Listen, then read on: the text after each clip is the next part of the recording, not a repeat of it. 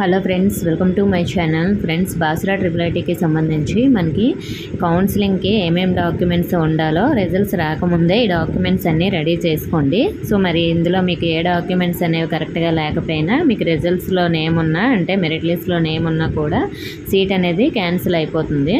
So మరి దానికి సంబంధించి మనకి రిజల్ట్స్ వచ్చిన వెంటనే కాల్ లెటర్ డౌన్లోడ్ చేసుకోమని ఇస్తారు. సో ఆ కాల్ లెటర్ అయితే మనకి ఈ విధంగా ఉంటుంది.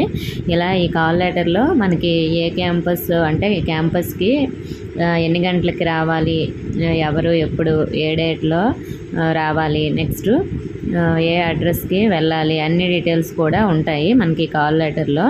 సో టైమింగ్స్తో సహా మనకి ఒక్కొక్కరికి ఒక్కొక్క రోజు అయితే కౌన్సిలింగ్ అవుతుంది కాబట్టి ఈ విధంగా ఇస్తారు. సో మరి కౌన్సిలింగ్కి ఏమేమి డాక్యుమెంట్స్ ఉండాలో కూడా అందులో ఉంటుందండి. నేను మీకు వీడియోలో చూపిస్తున్నాను కదా, చూడండి డాక్యుమెంట్స్ ఏమేమి ఉండాలంటే ఫస్ట్ ఇక్కడ ఇచ్చిన అన్ని డాక్యుమెంట్స్ కూడా ఒరిజినల్స్, అలాగే 2 sets ఆఫ్ జెరాక్స్ కాపీస్ అనేసి ఇచ్చారు. అంటే ఒరిజినల్ డాక్యుమెంట్స్ అన్నీ తీసుకువెళ్ళాలి, అలాగే ఒక్కొక్కటి 2 జెరాక్స్లు తీసి మీరు తీసుకువెళ్ళాల్సి ఉంటుంది.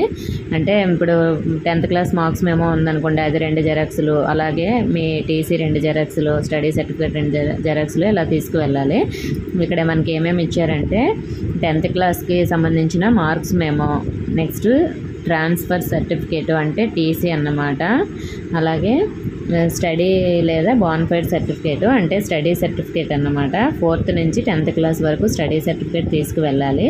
అలాగే ఎస్సీ, ఎస్టీ, ఓబీసీ లేదా ఈడబ్ల్యూఎస్ వాళ్ళు క్యాస్ట్ సర్టిఫికేట్ అనేది తీసుకువెళ్ళాలి, మీ సేవలో చేపించింది.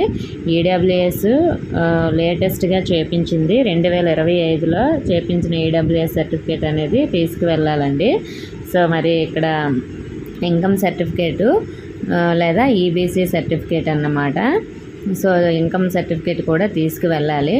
ఇది కూడా లేటెస్ట్గా 2025లో చేపించిందే తీసుకువెళ్ళాలి. కాబట్టి ఇంకా ఎవరైనా చేపించుకోకపోతే కౌన్సిలింగ్ డేట్స్ రాకముందే చేపించుకోండి. ఇన్కమ్ సర్టిఫికేట్ ఉండడం వల్ల మీకు ఫ్రీ సీట్ వస్తుంది, అంటే మీకు స్కాలర్షిప్ అనేది వస్తుందన్నమాట, మీరు ఫీజు పే చేయక్కర్లేదు. సో ఇది కూడా లిమిట్ ఉంటుంది కదా, 2.5 lakhs లోపు ఉన్న వాళ్ళు ఇలా చేయించుకోవాలి. మిగతా వాళ్ళైతే ఫీజు కట్టుకొని చదువుకోవాలి, సీటు మాత్రమే అక్కడ వస్తుంది. అలాగే మనకి 6 పాస్పోర్ట్ సైజ్ ఫొటోస్ తీసుకొని వెళ్ళాలి. Next 3 photos passport size family members తీసుకువెళ్ళాలి. అంటే స్టూడెంట్స్వి 6 ఫొటోస్ అనేవి ఉండాలి. ముందుగానే మీరు ఫొటోస్ కూడా స్టూడియోలో తీయించుకోండి, పాస్పోర్ట్ సైజ్ ఫొటోస్. అలాగే మీ పేరెంట్స్వి కానీ గార్డియన్ కానీ 3 పాస్పోర్ట్ సైజ్ ఫొటోస్ ఉండాలన్నమాట.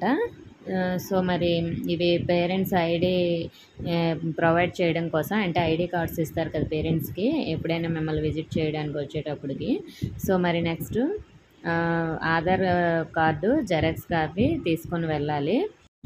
అలాగే ఎవరి దగ్గరైనా 4th నుంచి 10th క్లాస్ వరకు స్టడీ సర్టిఫికేట్ లేకపోతే, ఉంటే అవసరం లేదు, లేకపోతే రెసిడెన్షియల్ సర్టిఫికేట్ అనేది చేయించుకొని ఉంచుకోండి.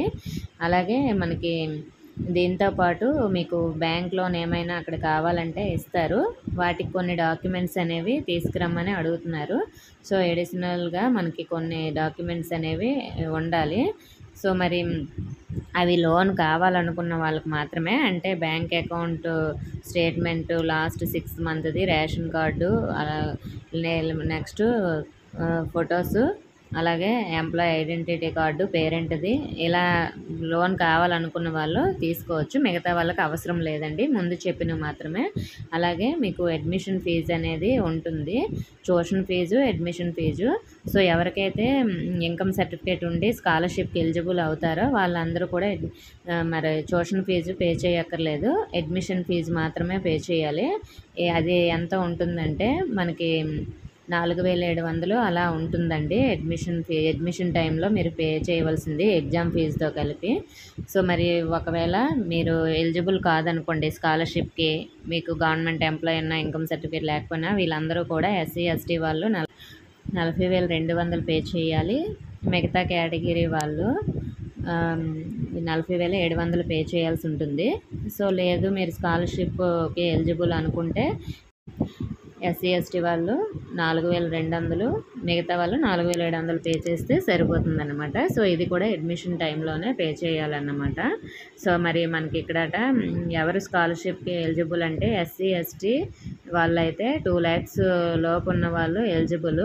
బీసీ ఈబీసీ వాళ్ళందరూ కూడా 1.5 lakhs లోపు ఉన్న వాళ్ళే స్కాలర్షిప్కి ఎలిజిబుల్ అన్నమాట. సో మరి ఈ విధంగా మనకి స్కాలర్షిప్కి ఎవరు ఎలిజిబుల్ అన్ని డీటెయిల్స్ కూడా మనకి కాల్ లెటర్లోనే ఇస్తారు.